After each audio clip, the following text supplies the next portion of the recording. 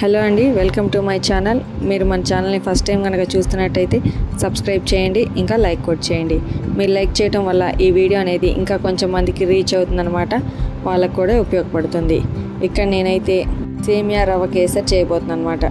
అంటే సేమియాతో పాటు ఏదైనా రవ్వ వేసి చేస్తానని కాదండి, ఇది వెరైటీగా చేస్తున్నాను. ఒకసారి మీరు కూడా ట్రై చేసి కామెంట్ చేయండి. ఫస్ట్ మీరు ఒక కప్పు సేమియానైతే లైట్ సిమ్లో పెట్టుకొని బాగా వేయించుకోవాలి.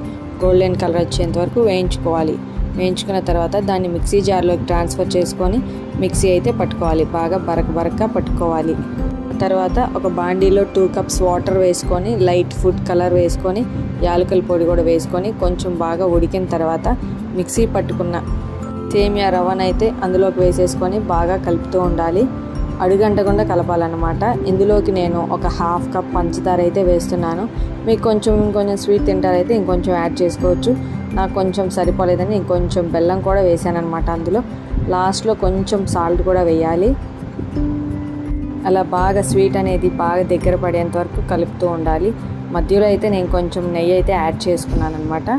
బాగా తిప్పుతూ ఉండాలి. ఉండలు కూడా కట్టకుండా చేసుకోవాలన్నమాట. అలా బాగా దగ్గర పడిన తర్వాత ఇంకా మనం సర్వ్ చేసుకోవడమే. ఎంతో టేస్టీ అయిన సేమియా రవ్వ కేసరి అయితే చాలా బాగుందండి. మధ్యలో మీరు డ్రై ఫ్రూట్స్ కూడా వేసుకోవచ్చు. మన ఈ వీడియో కనుక మీకు నచ్చినట్టయితే లైక్ చేయండి, షేర్ చేయండి. Thank you for watching.